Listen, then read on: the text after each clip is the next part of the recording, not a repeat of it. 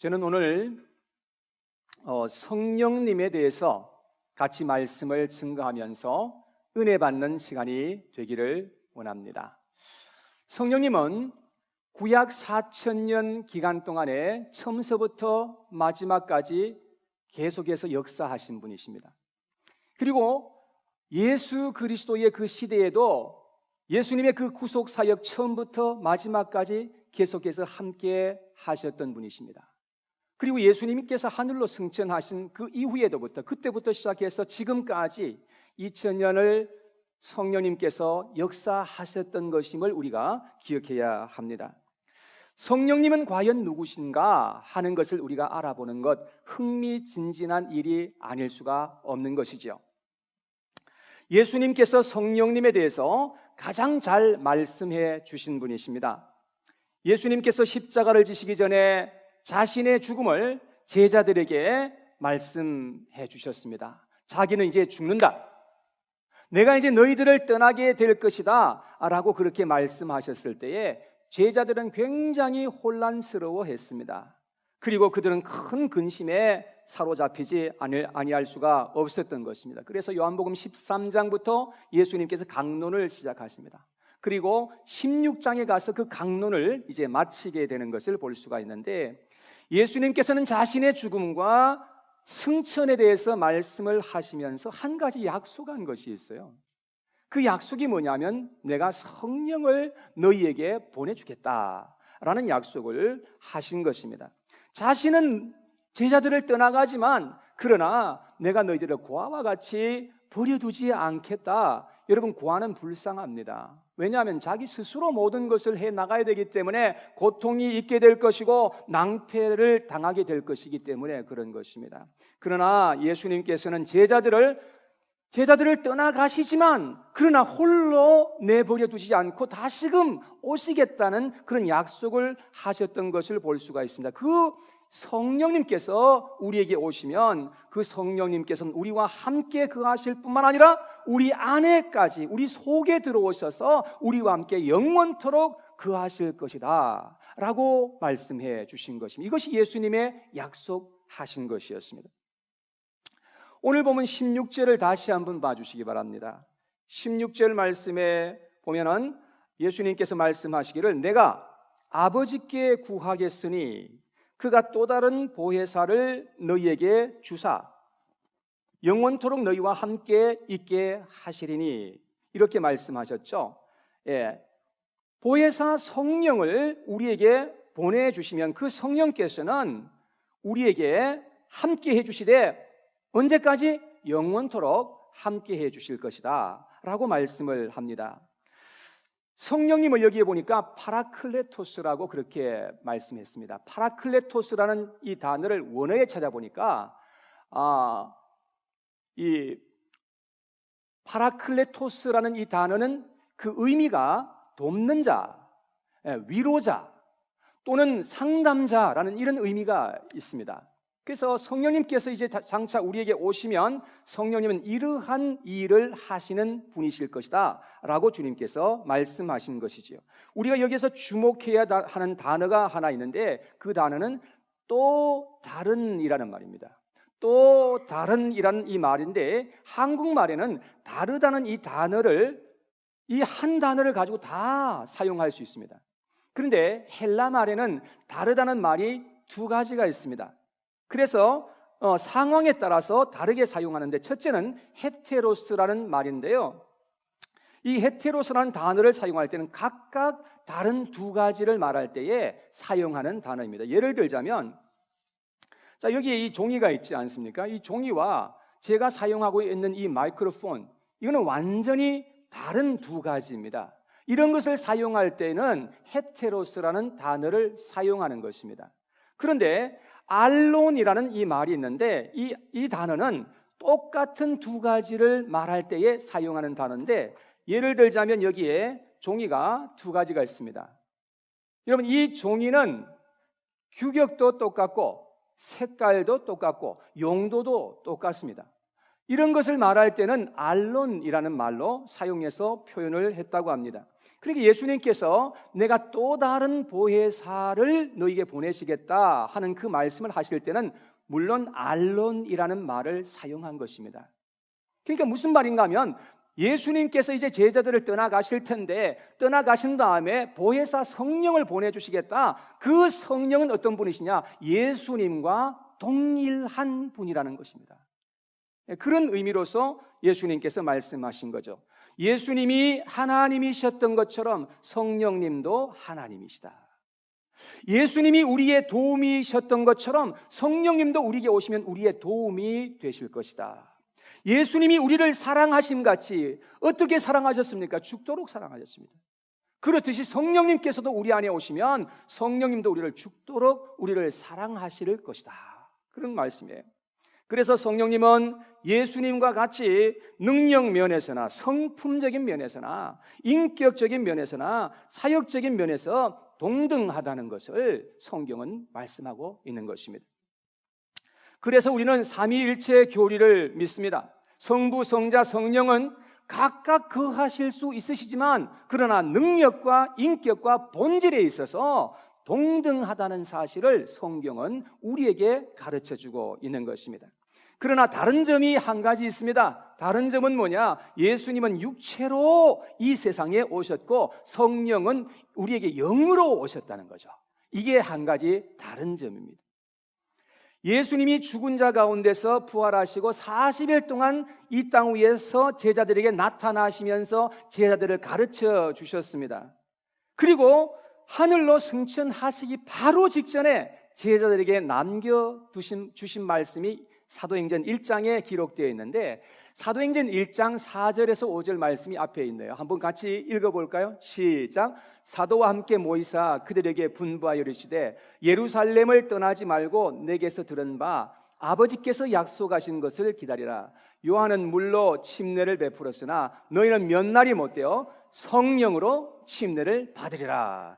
성령으로 침례를 받게 될 것을 말씀하셨습니다. 예수님께서 이 말씀을 하신 후에 하늘로 승천을 하셨습니다. 승천하신 그 날짜로부터 시작해서 정확하게 열흘 만에, 그리고 예수님께서 죽은 자 가운데서 부활하신 날짜로부터 시작해서 정확하게 50일 만에 오순절날 성령께서 제자들에게 임하였던 것을 우리는 볼 수가 있습니다. 예수님의 제자들은 예수님의 말씀에 순종하여 그 위험했던 예루살렘 성을 떠나지 않았습니다. 그곳에서 그들은 함께 제자들이 모여서 같이 마음을 모아서 기도했던 것을 볼 수 있는데 사도행전 1장 14절에 보니까 그렇게 나와 있습니다. 여자들과 예수의 어머니 마리아와 예수의 아우들과 더불어 마음을 같이하여 오로지 기도에 힘쓰더라. 그들은 그 위험한 상황 속에서 하나님만 바라보면서 주님의 말씀에 순종하고 그들은 기도하였던 것을 볼 수가 있습니다. 여러분, 그러한 제자들에게 한 120여 명 정도의 그 문도들이 함께 모여 있는 그런 가운데서 성령께서 그들에게 임하셨던 것을 볼 수가 있습니다. 여러분, 그런데 사도행전에서 제자들에게 임하셨던 그 성령께서는 구약시대 때에 믿는 자들에게 임하였던 성령과는 차원이 다른 차원으로 임하였던 것입니다. 구약시대 때에는 믿는 자들에게 성령이 오셔서 역사하셨습니다. 그런데 언제든지 성령이 떠나가시는 차원으로 오셨던 거예요. 그런데 신약 성경에서 예수 그리스도를 통해서 우리에게 임하는 성령은 우리에게 오시면 결코 우리를 떠나지 않고 우리와 함께 영원토록 함께 하시는 성령의 차원으로 오셨다는 거예요. 성령이 우리 안에 들어오셔서 우리와 함께 연합해 주시면요, 결코 뗄래야 뗄 수 없는 관계가 되는 것이고 우리를 새로운 피조물로 하나님께서 만들어 주신다는 거예요. 그런 차원으로 성령께서 우리에게 임하여 주셨다는 것을 우리는 알아야 됩니다. 사도행전 2장에 보니까요, 성령께서 어떻게 임하셨는지를 우리에게 말씀하고 있습니다.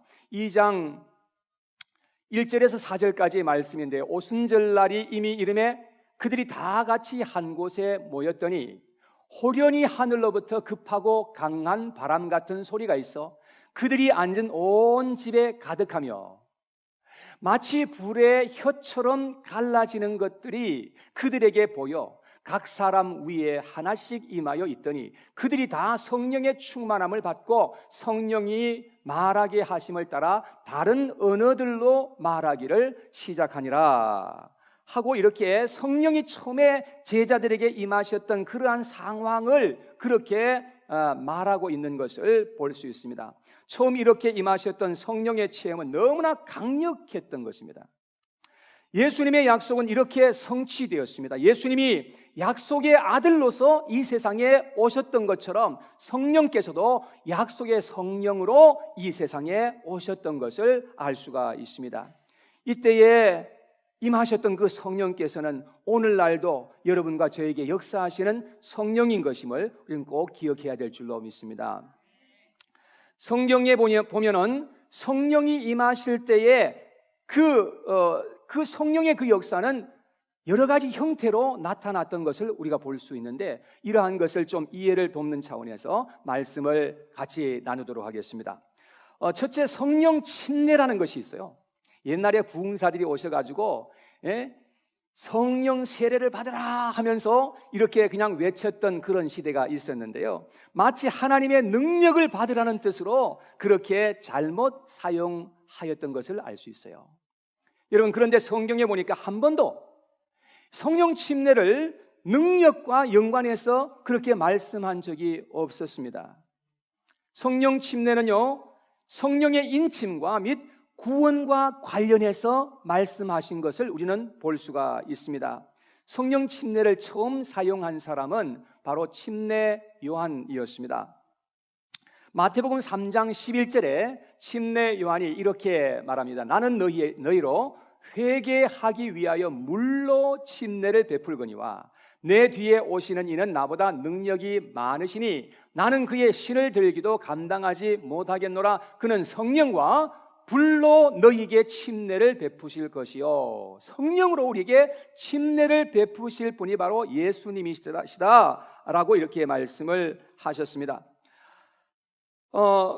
고린도 전서 12장 13절에도 성령 침례에 대해서 다시 한 번 더 언급하고 있습니다. 여기 보니까 우리가 유대인이나 헬라인이나 종이나 자유인이나 다 한 성령으로 침례를 받아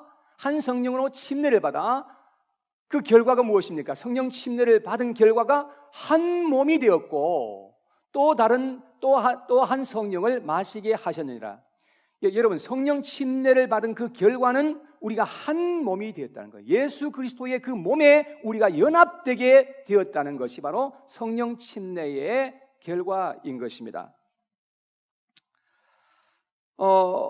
그래서 로마서 6장에 보면 물 침례에 대한 그런 내용이 나오는데요, 거기도 보니까 우리가 물로 침례를 받을 때에 예수님과 연합된다는 사실을 우리에게 말씀을 하고 있는 겁니다. 그러니까 침례는 뭐냐면은 성령 침례이든지 물 침례이든지 간에 우리가 그렇게 구원을 받아서 성령으로 침례를 받게 되면 우리는 예수님의 몸에 함께 연합된다. 예수님의 교회에 함께 우리는 한 몸을 이루게 된다는 그런 의미로서 성경에 보니까 말씀하고 있는 것입니다. 그래서 성경에 사용된 성령 침례는 능력을 받는 것이라기보다는 성령을 통해서 우리가 구원을 받고 한 몸으로 우리가 연합되었다라는 그런 의미가 있다는 것입니다. 구원은 성령의 역사인데 성령의 인치심과 성령 침례로 말미암아서 가능하게 되는 것입니다. 어떻게 우리가 구원받을 수 있습니까? 우리는 힘으로도 능으로도 할 수가 없어요. 성령께서 우리에게 임하셔야만 우리가 구원을 받을 수가 있게 된다는 것입니다. 예수님을 믿어서 구원받은 사람들은 반드시 성령의 인치심과 성령 침례를 받았다고 보아야 되는 것입니다.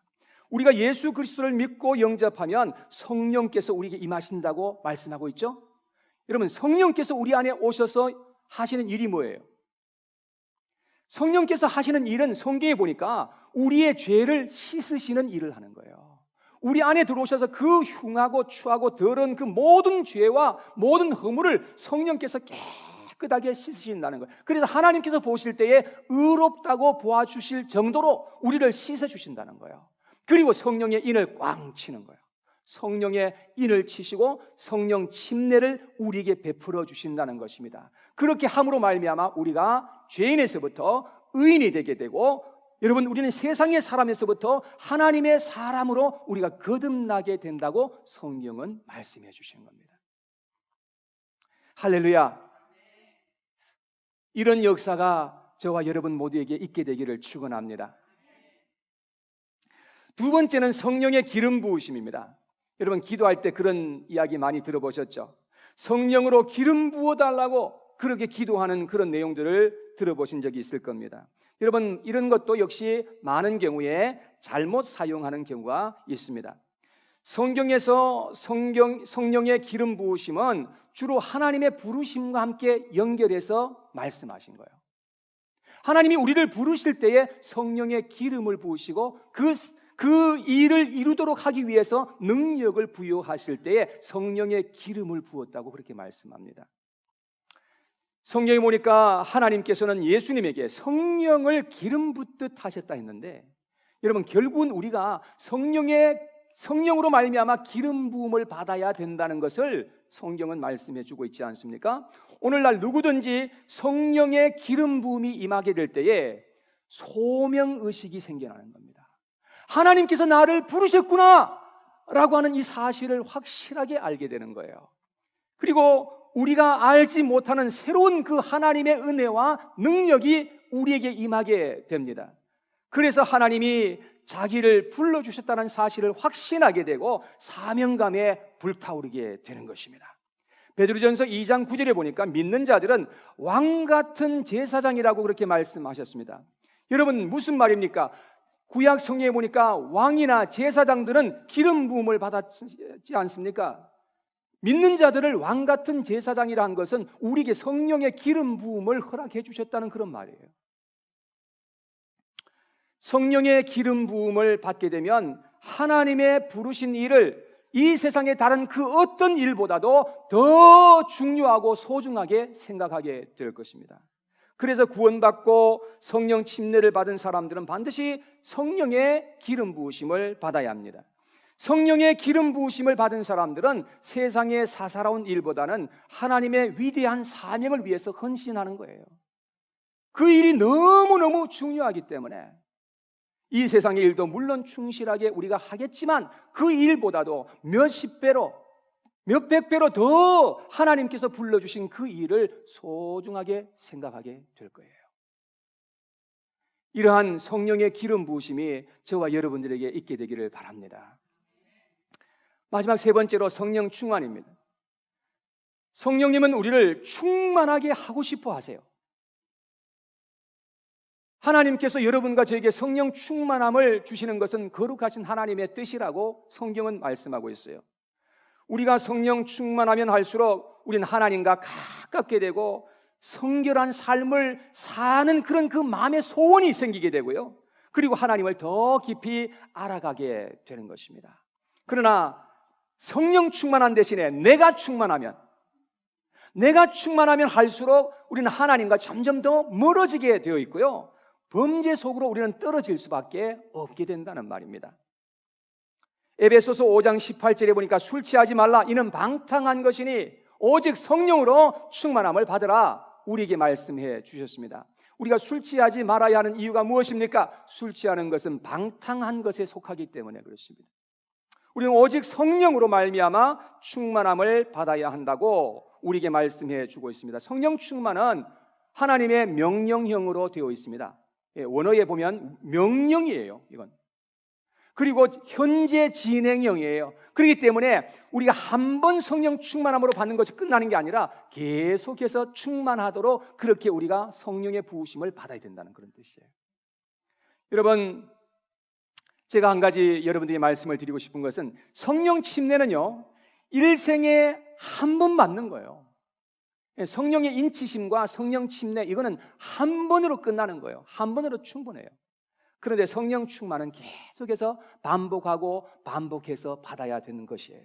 우리가 성령 충만함을 받아야 우리는 복음을 더 잘 전할 수 있게 되고요, 하나님의 뜻을 더 잘 분별할 수 있고 경건의 능력을 소유하게 되고 하나님의 마음을 가장 잘 알 수 있는 상태가 성령 충만한 상태일 때입니다. 그리스도인이라 할지라도 성령 충만하지 못하기 때문에 우리는 우리 안에 거하시는 성령을 근심하게 할 것이라고 성경에 보니까 기록하고 있습니다. 여러분, 우리가 성령을 받았고 하나님의 백성이 되었다 할지라도 성령의 충만함을 받지 못하고 우리가 이 세상에 살아가게 될 때 성령이 우리 안에서 자꾸 근심하게 된다는 말입니다. 그런데 어떤 사람들은 성령 침례를 받은 후에, 그러니까 구원을 받은 후에 한참 또 시간이 지난 그 이후에 성령의 기름 부으심을 받는 분들이 계세요. 그러니까 성령의 이 침례를 받고 난 다음에 하나님의 그 때에 하나님께서 성령으로 기름 부어주시는 그러한 때가 있고, 그럴 때에 하나님께서 우리를 특별한 사명을 가지고 주님께서 불러주시는 때가 있다는 거예요. 근데 어떤 사람들은요, 성령 침례와 성령의 기름 부으심과 성령 충만이 한꺼번에 임하는 경우가 있어요. 이러한 경우는요, 굉장히 강렬한 그러한 그 역사로 나타나게 되는 것을 우리가 알 수가 있습니다. 성령이 임할 때에 여러 가지 현상이 일어나는데요, 어떤 사람들은요, 몸이 막 그냥 불처럼 뜨거워지는 경우가 있어요. 어떤 사람들은 방언이 그냥 이게 터져서 방언을 말하는 사람들도 있고요. 어떤 사람들은 쓰러지는 사람들도 있어요. 성경에 보니까 하나님이 좀 강렬하게 임하실 때의 현상 중에 하나가 쓰러지는 것이었습니다. 어떤 사람은 마음의 평온함과 기쁨과 확신으로 임하는 그런 경우도 있었습니다. 그리고 몸도 뜨거워질 뿐만 아니라 우리의 마음이 또한 뜨거워지는 그런 역사가 일어날 때도 있다는 것입니다. 사람들마다 이렇게 다양하게 성령님이 역사하시는 것을 우리는 알아야 합니다. 저 같은 경우에는 그렇습니다. 저 같은 경우에는 성령께서 임하셨을 때에 제 마음이 그렇게 뜨거워지는 것이었어요. 이게 뭐 견딜 수 없을 정도로, 주체할 수 없는 정도로 이 마음이 뜨거워지는 겁니다. 그리고 한참 후였습니다마는 몸도 뜨거워지고 또 몸이 뜨거워지다가 시원한 어떤 그런 그게 파장이 이렇게 퍼져가듯이 시원함을 느끼는 그런 경우도 있었고요. 제 손가락 끝에 전기가 임하는 것 같이 그런 그 느낌을 받기도 하고요. 특별히 성령께서 임하셨을 때 제 마음에 소원이 생기더라고요. 이 인간적인 어떤 그런 세상적인 소원이 아니라 거룩한 하나님의 소원이 내 마음속에 계속해서 소원이 생기는 거예요. 그리고 내 마음속에 간절함이 생기고 내 마음에 기쁨과 담대함이 생기는 것을 경험하게 됩니다. 그리고 성경을 보는 지혜가 열리는 경험이 있었어요. 성경을 보는데 그냥 읽으면 그냥 깨달아지는 거예요. 나도 모르는 거예요. 근데 성경을 읽으면 이게 연결이 되고요, 깨달아지는 그런 것이 저한테 성경을 보는 눈이 열려지는 그러한 경험도 하였습니다. 저는 이런 여러 가지 경험을 통해서 성령님께서 나에게 임하셨다 하는 사실을 알게 되었습니다. 사랑하는 여러분, 우리에게는 절대적으로 예수님이 필요하듯이 우리가 이 세상을 살아가는 동안에 절대적으로 우리는 성령님이 필요하다는 것을 기억해야 됩니다. 여러분, 성령님이 역사해 주셔야 돼요. 하나님의 성령이 우리에게 임하셔서 우리를 만져주시고 우리를 변화시켜 주시고 우리를 도와주셔야만 우리가 하나님 앞에 그리스도인의 삶을 살아갈 수가 있게 되는 것입니다. 여러분, 성령 침례는요, 구하지 않아도 돼요. 기도하지 않아도 되는 겁니다. 성령 침례는 예수 그리스도를 믿고 죄를 회개할 때에 성령의 인치심과 함께 성령 침례가 우리에게 임하게 되는 거예요. 성령의 기름 부으심도 내가 구해서 되는 게 아니에요. 내가 기도한다고 해서 성령의 기름 부으심이 임하는 게 아니에요. 하나님이 선택하시고 결정하셔서 하나님의 때에 우리를 부르시고 사명을 우리에게 주시는 거예요. 여러분, 우리가 그리스도인으로 살아가다 어떠한 특별한 때에 하나님께서 우리를 특별한 목적을 위해서 우리를 불러주시고자 하실 때 성령의 기름을 부어주시는 거예요. 그리고 능력을 주셔서 그 일을 하도록 하여 주시는 겁니다. 그런데 성령 충만은요, 기도하고 구해야 된다고 그랬어요. 모든 그리스도인들은 성령 충만하기를 위해서 기도하고 간절하게 기도해야 된다는 거예요. 그리스도인들은 성령 충만하도록 힘써야 하고 기도해야 하며 순종하는 삶을 살아야 한다는 것을 성경은 우리에게 가르쳐 줍니다. 그리할 때에 하나님께서 우리에게 성령으로 충만한 삶을 살아갈 수 있도록 도와주시고 성령 충만한 삶을 통해서 하나님께 영광 돌릴 수 있는 그런 삶을 살게 하신다는 겁니다. 우리 그리스도인들이라면 이렇게 성령의 역사하심을 통해서 우리가 열매를 맺고 하나님의 영광을 드러내는 그런 삶을 살아가야 할 줄로 믿습니다. 성령의 열매 중에 가장 두드러진 열매는 뭐냐? 사랑입니다. 갈라디아서 5장 22절에서 23절에 한번 보면 오직 성령의 열매는 사랑과 희락과 화평과 오래 참음과 자비와 양성과 충성과 온유와 절제니 이 같은 것을 금지할 법이 없느니라. 자, 여기 9가지로 성령의 열매를 말씀하셨는데 사실 원어상에 보면 성령의 열매는 한 가지예요. 사랑이에요. 사랑. 나머지 8가지는 사랑 안에 속하여 있는 속성들을 말하는 거예요. 성령이 우리에게 임하시면요, 우리의 마음속에 사랑의 마음이 생겨요. 내가 사랑할 수 없는 사람인데 그런데 사랑의 마음이 가는, 그 영혼을 불쌍히 여기는 그런 마음이 내 마음속에 생겨지게 되더라고요. 그래서 사랑의 방법을 우리가 깨달아서 점점 더 사랑하는 그런 관계 속으로 우리를 인도해 주시는 것이 바로 성령의 역사인 것임을 알 수 있어요. 그런데 악한 영이 우리에게 임하게 될 때는 사람들을 미워하게 돼요. 시기하는 마음을 갖게 돼요. 분내게 되고 분쟁하게 되고 분리하는 역사가 막 일어나요. 그래서 하나님의 교회인데도 불구하고 막 그냥 분리되고 깨지고 쪼개지는 역사가 왜 일어납니까? 악한 영들의 역사가 강력하게 역사하고 있기 때문에 그런 거예요. 네. 그래서 야고보서 3장 14절 15절 말씀에 보면 이렇게 기록하고 있습니다. 한번 같이 읽어보겠습니다. 시작. 그러나 너희 마음속에 독한 시기와 다툼이 있으면 자랑하지 말라. 진리를 거슬러 거짓말하지 말라. 이러한 지혜는 위로부터 내려온 것이 아니요 땅 위의 것이요 정욕의 것이요 귀신의 것이니. 자, 여기 보니까 독한 시기와 다툼 이런 것은 절대로 위로부터 내려온 것이 아니라는 거예요. 이것은 땅 위의 것이고 정욕의 것이고 귀신의 것이다. 이러한 생각과 이러한 마음으로 우리가 막 그냥 있을 때는, 이럴 때는 우리가 정말로 우리가 조심해야 됩니다. 그럴 때 우리가 범죄하게 되는 겁니다. 본래 우리 속에는 세상의 영, 곧 마귀의 영이 역사하는 겁니다. 이 세상에 있는 모든 사람들은 다 죄 안에 갇혀 있어요. 그리고 모든 사람은 다 세상의 영을 받고 이 악한 영들의 조종을 받으면서 살아가는 거예요. 여러분, 그러기 때문에 우리는 예수님을 믿고 영접함으로 말미암아서 성령을 받아야 하고, 그리고 성령의 도우심으로 말미암아서 이 세상을 살아가야 한다는 것을 알게 되는 겁니다. 성령 받지 아니하면 우린 세상의 영으로 살아갈 수밖에 없어요. 악한 마귀에게 의해서 속임을 당하고 조종을 받아서 그렇게 우리는 불행하게 살아갈 수밖에 없다는 것입니다. 우리가 성령 받지 아니하면 우리는 하나님의 사람이 될 수 없습니다. 로마서 8장 9절에 보면 이렇게 기록합니다. 다 같이 시작. 만일 너희 속에 하나님의 영이 거하시면 너희가 육신에 있지 아니하고 영에 있나니 누구든지 그리스도의 영이 없으면 그리스도의 사람이 아니라. 여러분, 그리스도의 영이 우리 안에 없으면 우리는 그리스도의 사람이 아니에요. 절대로 우리는 영의 사람이 될 수가 없어요. 그래서 우리는 성령의 사람이 되어야 할 것을 우리에게 말씀하고 있는 것이지요. 세상의 참 구주이신 예수 그리스도를 참되게 우리가 믿고 그분을 영접하게 되면 누구나 성령을 받게 된다고 성경은 가르쳐주고 있습니다. 누구나 할 것 없어요.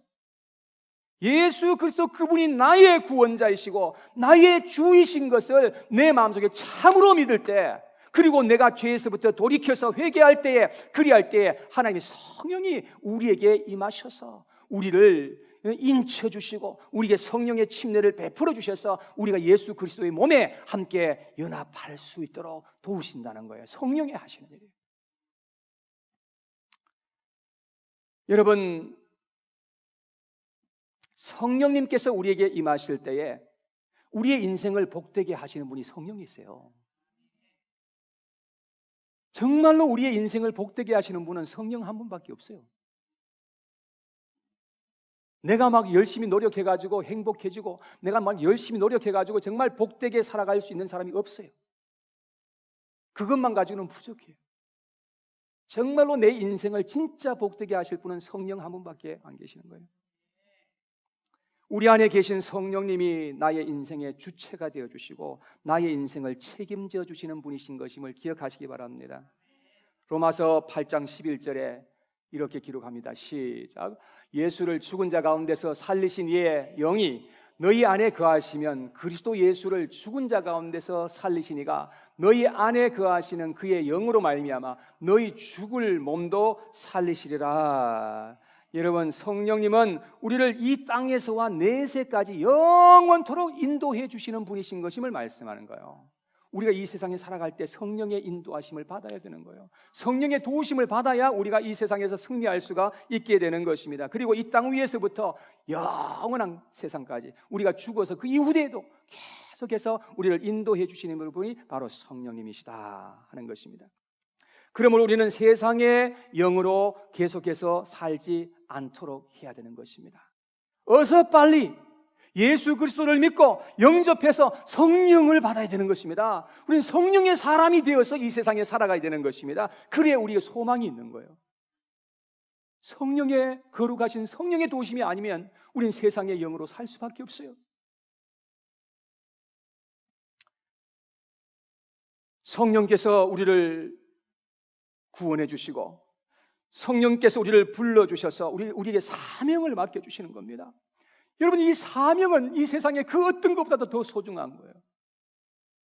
그래서 이 세상에 있는 것으로 이 세상의 것을 막 그냥 쫓아가는 그런 비참한 인생이 아니라 여러분, 거룩한 소명을 위해서 살아가는 그런 사명자로서 이 세상을 살아가는 거예요.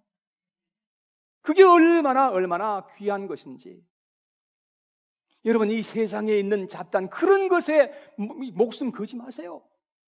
그리고 여러분, 하나님께서 주시는 거룩한 사명이 있어요. 하나님의 그 부르심이 있다고요. 그것을 우리가 위해서 우리가 어떻게 하든지 살아갈 때에 하나님께서 여러분과 저를 귀한 도구로서 사용해 주실 것이고 하나님의 영광을 드러내시는 그러한 도구로서 여러분들을 사용해 주실 줄 저는 확신합니다. 여러분, 이렇게 우리는 살아갈 때에 이 세상을 우리는 가치 있게 살아가는 하나님의 사람들로서 살아가게 될 것을 여러분 꼭 기억하시고, 여러분, 우리 가운데 오신 성령을 인정하시고 성령을 자랑하시고 성령님을 의지해서 이 세상을 살아가시는 저와 여러분 모두가 되시기를 주님의 이름으로 축원합니다. 오늘 우리에게 주신 이 말씀을 생각하면서 함께 찬양했으면 좋겠습니다. 여러분, 성령님께서는요, 우리 가운데 오셔서 우리를 감화시켜 주시고 우리에게 능력 주시고 또 우리를 충만하게 해 주시고 우리를 회개케 하여 주시는 분도 성령님이시다. 그러니까 우리에게 성령께서 하시는 일이 굉장히 많아요. 다음 주에 제가 계속해서 성령에 대해서 말씀을 증가하려고 하는데요, 여러분, 성령이 하시는 그 역할과 성령의 그 은사들이 무엇인지를 우리가 생각해 봐야 돼요. 그래서 우리 시간 한번 우리 오늘 주신 말씀을 기억하면서 같이 찬양하도록 하겠습니다.